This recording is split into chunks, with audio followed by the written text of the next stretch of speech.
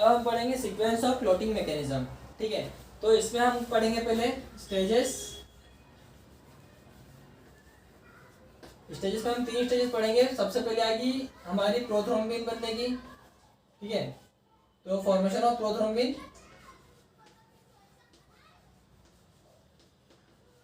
Formation of prothrombin activator, ये हमारा first stage हो जाएगा। फर्स्ट। सेकेंड आ जाएगा, अब प्रोथ्रोम्बिन बन गया तो प्रोथ्रोम्बिन से थ्रोम्बिन बनेगा।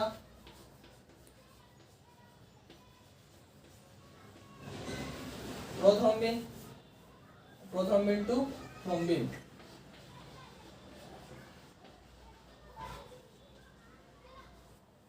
थर्ड आ जाएगा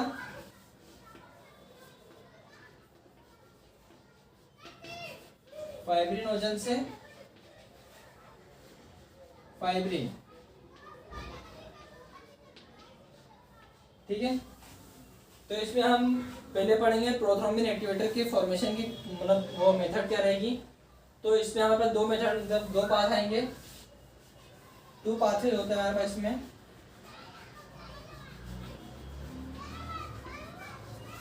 पहला आएगा इंट्रिंसिक पाथवे और सेकंड आ जाएगा एक्सट्रिंसिक पाथवे। ठीक है, इंट्रिंसिक और एक्सट्रिंसिक पाथवे, ये किसके, हमारे फॉर्मेशन ऑफ प्रोथ्रोम्बिन एक्टिवेटर के। तो पहली स्टेज हम कंटिन्यू करते हैं। अब इसमें मैं पूरा फ्लोचार्ट बना के बताऊंगा, थ्योरी तुम लोग खुद बुक से पढ़ लेना। ठीक है, तो स्टार्ट करते हैं। हम पहले पढ़ेंगे इंट्रिंसिक पाथवे, ठीक है, और साइड में पढ़ेंगे एक्सट्रिंसिक पाथवे। अभी सिर्फ स्टेज 1 कवर करेंगे क्योंकि साइज थोड़ा कम रहेगा, तो स्टेज 2 और स्टेज 3 बाद में। ठीक है, तो पहले हम करते हैं स्टेज 1।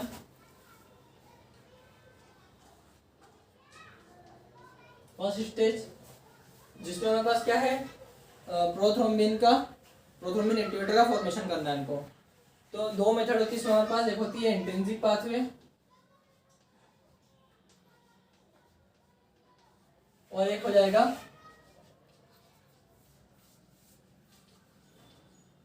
Extrinsic pathway. तो इंट्रिंसिक में क्या होता है हमारे पास कि हमको कोई भी इंजरी हुई, ठीक है, उससे क्या होगा, जो ब्लड वेसल है वो रप्चर होगी।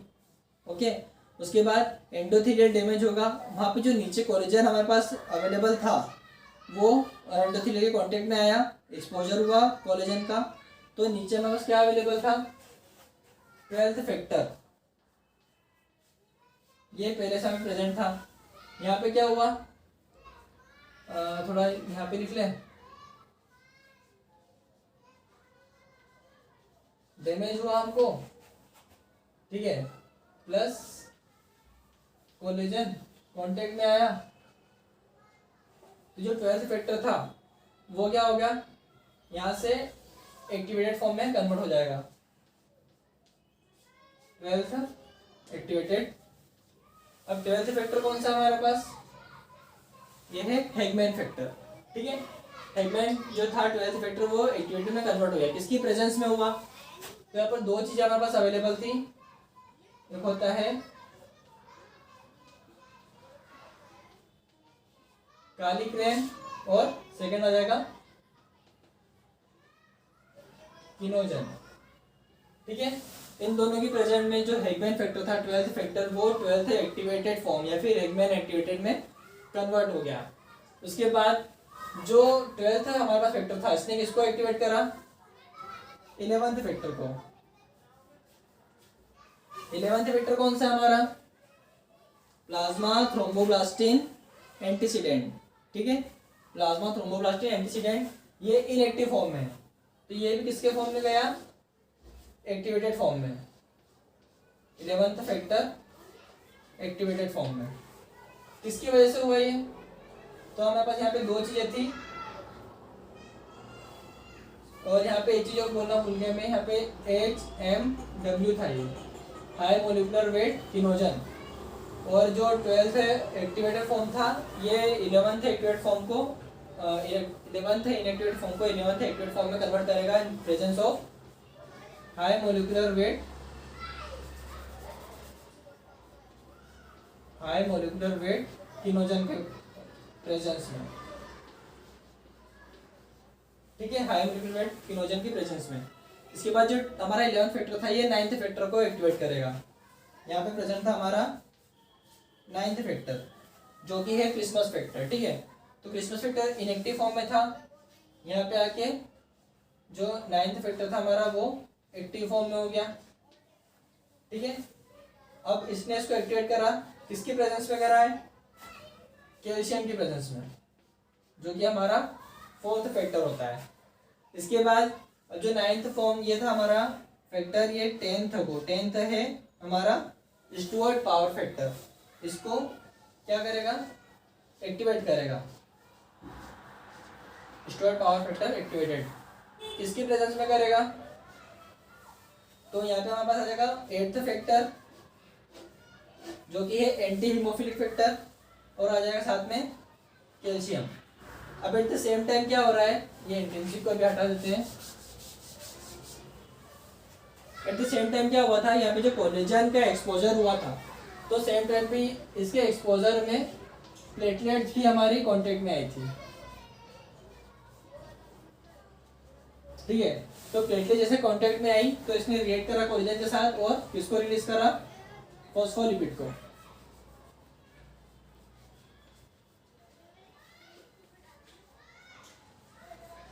फॉस्फोलिपिड 10th एक्टिवेट फैक्टर के पास आएंगे, ठीक है। यहाँ पे पहले से कौन सा फैक्टर अवेलेबल है, फैक्टर 5, पांचवा फैक्टर जो कि होता है लेबाइल फैक्टर, वो पहले से यहाँ पर प्रेजेंट था। अब ये सब मिलके क्या बना देंगे यहाँ पर, प्रोथ्रोम्बिन एक्टिवेटर।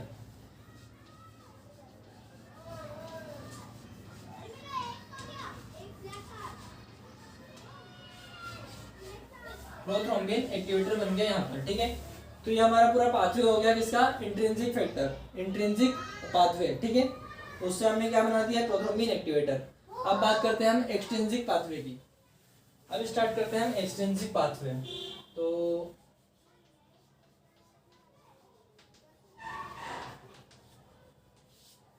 एक्सट्रिंसिक पाथवे, इसमें क्या होगा, टिश्यू डैमेज हुआ, लिखते जाना साथ में, ठीक है। टिश्यू डैमेज हुआ, तो जो डैमेज टिश्यू है यही टिश्यू थ्रोम्बोप्लास्टिन को रिलीज करेगा, ठीक है। यहाँ पे यही कर रहा है, तो टिश्यू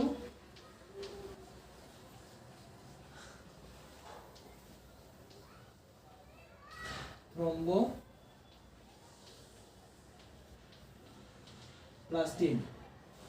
अभी ये टिश्यू थ्रोम्बोप्लास्टिन है, इसके अंदर हमारे पास होता है ग्लाइकोप्रोटीन और फॉस्फोलिपिड्स जो कि एक प्रोटीलाइटिक एंजाइम की तरह वर्क करते हैं। तो यहाँ से हमारे पास आ जाएगा क्या, ग्लाइकोप्रोटीन और फॉस्फोलिपिड्स।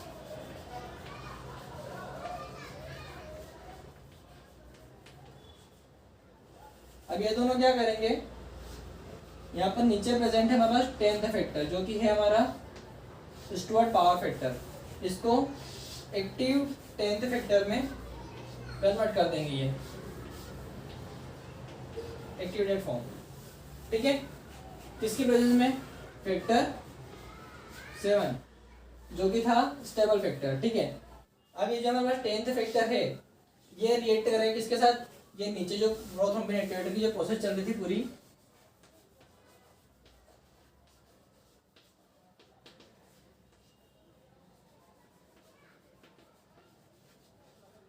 ठीक है। प्रोथ्रोम्बिन एक्टिवेटर की प्रोसेस चल रही है, अभी इंट्रिंसिक बने थे ना वहीं पे। तो यहाँ पे हमारे पास जो 5वां फैक्टर था वो पहले से प्रेजेंट है, ठीक है। अब ये आ गया यहाँ पर, तो 10th फैक्टर 5वें फैक्टर के साथ में, और जो ये टिश्यू का जो अपना थर्मोप्लास्टिन का जो फॉस्फोलिपिड था इसके साथ मिलके फॉस्फोलिपिड प्लस कैल्शियम, मतलब कैल्शियम तो है ही पूरी प्रोसीजर में, यहाँ पे कैल्शियम की मेरा कुछ काम नहीं होता, यहाँ पे कैल्शियम भी अवेलेबल रहेगा, ठीक है। तो 10th फैक्टर इन तीनों के साथ मिलके प्रोथ्रोम्बिन एक्टिवेटर को फॉर्म करेगा, ठीक है। ये हो गया हमारा एक्सट्रिंसिक पाथवे। और यहाँ पर जो ग्लाइकोप्रोटीन्स हैं वो भी यहाँ पर वर्क करेंगे, ठीक है। 10th जो हमारा हिगमैन फैक्टर था उसको एक्टिवेट करने में। तो ये हो गया पूरा हमारा एक्सट्रिंसिक पाथवे। अब हम बात करते हैं, हमारा सेकेंड स्टेज आएगी कि प्रोथ्रोम्बिन से हमको थ्रोम्बिन बनाना है और उसके बाद फाइब्रिनोजन से फाइब्रिन। तो बाकी 2 स्टेज हम आगे अब स्टार्ट करते हैं स्टेज 2। ठीक है, तो स्टेज 2 में क्या होगा, हमको बनाना है प्रोथ्रोम्बिन से थ्रोम्बिन। तो अभी हमने देखिए स्टेज 1 में इंट्रिंसिक पाथवे देखा हमने और एक्सट्रिंसिक पाथवे देखा। दोनों ने मिलकर बनाया क्या था,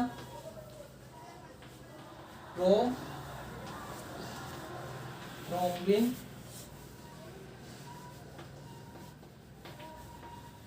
एक्टिवेटर, यही बनाया था। इसने भी यही बनाया था और इसने भी यही बनाया था। तो अब हमको क्या करना है, प्रोथ्रोम्बिन से थ्रोम्बिन बनाना है। तो प्रोथ्रोम्बिन एक्टिवेटर आ गया हमारे पास। प्रेजेंट क्या है हमारे पास, प्रोथ्रोम्बिन। ठीक है, तो इससे क्या बनेगा, थ्रोम्बिन बनेगा। ठीक है, प्रोथ्रोम्बिन से हम बनाएंगे थ्रोम्बिन, किसकी प्रेजेंस में, प्रोथ्रोम्बिन एक्टिवेटर की प्रेजेंस में। अब क्या होगा कि प्रोथ्रोम्बिन से थ्रोम्बिन तो बन रहा है, तो ये थ्रोम्बिन वापस जाएगा कहाँ पर, जहाँ पर प्रोथ्रोम्बिन एक्टिवेटर बना था। तो यहाँ पे पहले से प्रेजेंट है हमारे पास 5th फैक्टर, वो इंट्रिंसिक पाथवे में भी प्रेजेंट है और एक्सट्रिंसिक पाथवे में भी पहले से प्रेजेंट रहेगा। ठीक है, तो प्रोथ्रोम्बिन इधर से भी आएगा वापस। ठीक है, और 5th फैक्टर को स्टिमुलेट करेगा, भैया तुम जाओ और प्रोथ्रोम्बिन एक्टिवेटर बनाओ। तो प्रोथ्रोम्बिन एक्टिवेटर प्रोथ्रोम्बिन को एक्टिवेट करेगा और मैं फिर से बनूंगा, थ्रोम्बिन फिर से बनेगा। ठीक है, तो ये जो वापस जा रहे हैं एरो, ये प्रोसेस को हम क्या बोलते हैं, पॉजिटिव फीडबैक मैकेनिज्म। हमारे अलग सर का वर्ड है मैकेनिज्म। और सेम टू सेम इस साइड भी आ जाएगा,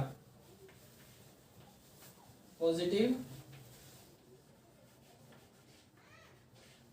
फीडबैक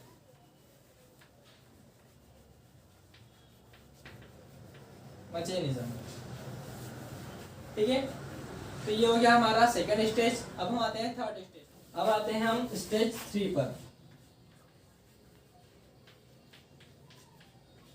ठीक है, स्टेज 3। अब हमको फाइब्रिनोजन से फाइब्रिन बनाना है। तो हमारे पास क्या प्रेजेंट है, थ्रोम्बिन बना चुके हैं हम। ठीक है, थ्रोम्बिन बन गया है, हमारे पास प्रेजेंट है फाइब्रिनोजन। किस फॉर्म में है, इनएक्टिव में। लाइट ऑन कर, इनएक्टिव में प्रेजेंट है। तो इसको हम कन्वर्ट करेंगे किसमें,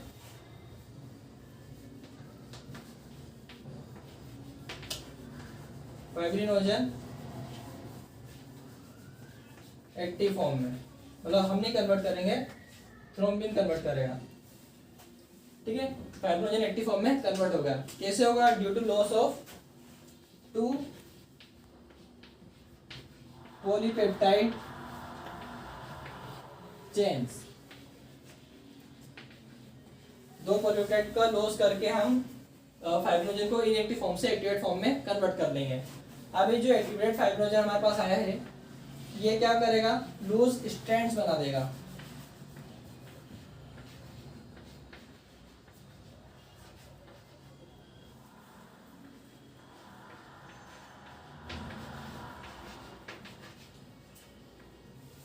लूज स्ट्रैंड्स ऑफ फाइब्रिन कैसे बनाएगा, तो जो दूसरा मॉलिक्यूल था, 2 पॉलीपेप्टाइड निकले थे। ठीक है, तो एक फाइब्रिनोजन ये रहा, एक और रहेगा, तो दोनों मिलके दोनों का क्या हो जाएगा, पॉलीमराइजेशन हो जाएगा।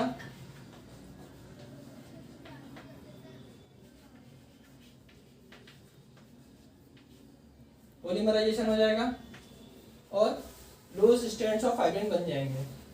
अब ये लूज स्ट्रैंड जो बने फाइब्रिन के, ये क्या बना देंगे,